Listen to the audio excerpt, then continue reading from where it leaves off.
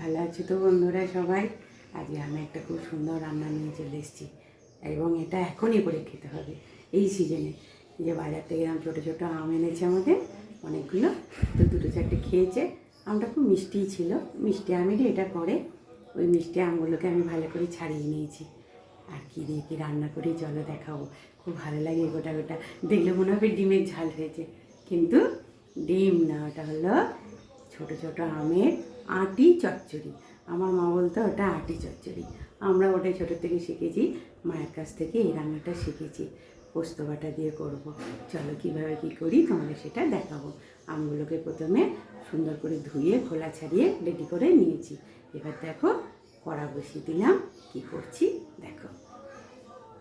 আমগুলো সব কেটে কুটে পরিষ্কার করে নিয়ে এসেছি, ছাড়িয়ে দেখো, আর পোস্ত বেটে নিয়েছি। চলো আজকে তাহলে তোমাদেরকে দেখাই কীভাবে রান্নাটা করব।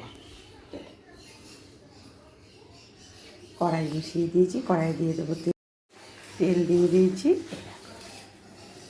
5 ফোড়নটা একটু ভাজা হোক। আমগুলো কেটে রেখেছো তো, সুন্দর করে আমগুলোকে আমি কেটে নিয়েছি প্রথমে, একদম সুন্দর করে কেটে খোলাটাকে ছাড়িয়ে গুছিয়ে পরিষ্কার করে নিয়েছি।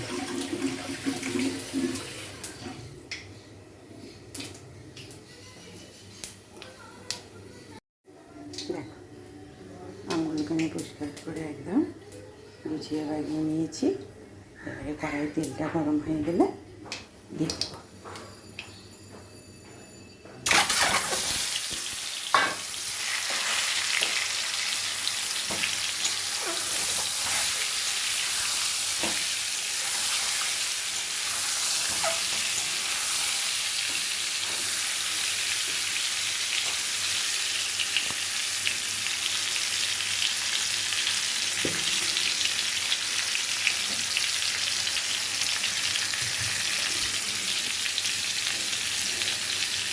নুন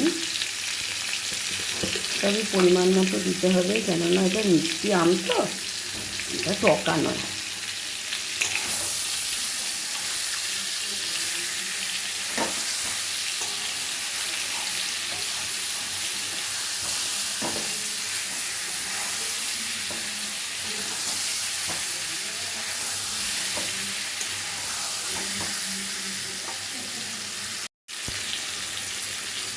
সামান্য লঙ্কা গুঁড়ো দেবো, কেননা একটু ঝাল ঝাল মিষ্টি মিষ্টি খাবো।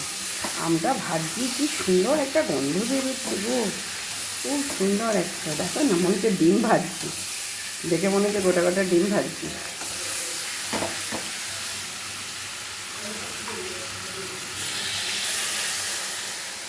জল, চিনি, এবার একটু সিদ্ধ হলে আমি পোস্ত বাটাটা দেব। আমার আঁটিটা পাকা আম, বেশিক্ষণ লাগবে না, একটু ভালো করে ফুটে যাক।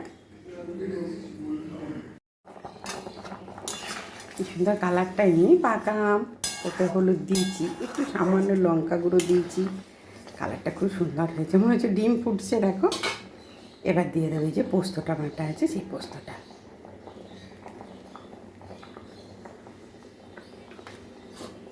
ভালো করে মিশিয়ে নেব। পোস্ত দিয়ে আমের আঁটি চচ্চড়ি, এটা জানি না তোমরা আগে করেছো কি, তবে এটা আমাদের বাড়িতে খুব প্রচলন আছে। আমার মা খুব ভালো করতো এই রান্নাটা, খুবই ভালো করতো আমার মায়ের রান্নাটা। এটা আমার মায়ের কাছ থেকেই শেখাবো। ভালো করে ফুটে গেলে নামিয়ে নেবো। এবারে দেখো হয়ে গেছে আমার রান্নাটা কমপ্লিট। দেখে মনে হচ্ছে ডিমের কারি হচ্ছে। এই দেখো একদম নরম হয়ে গেছে, দেখো একদম নরম হয়ে গেছে আমগুলো। ব্যাস এবার চলো সার্ভ করে দেবো, খেয়ে দেখবে সবাই বাড়ির লোকে কেমন হয়েছে। আমরা তো করি প্রত্যেক বছরই, তোমরা একবার করে খেয়ে দেখো। এটা খেতে খুব ভালো লাগে, নিরামিষের দিনে আমের চাটনি তো করোই, এটা একদিন করলে খুব খেতে ভালো লাগবে, করে খেয়ে দেখো।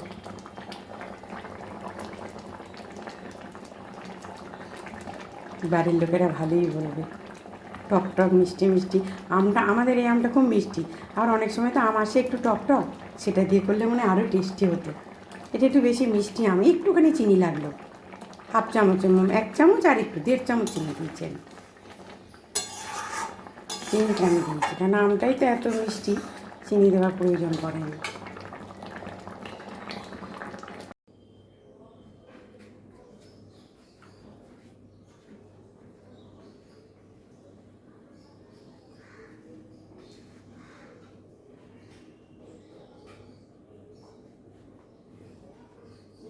এই যে দেখো আমের আটি চচ্চড়ি হয়ে গেছে, তোমরা একবার করে খেয়ে দেখো গো, এটা খুব টেস্টি হয় খেতে।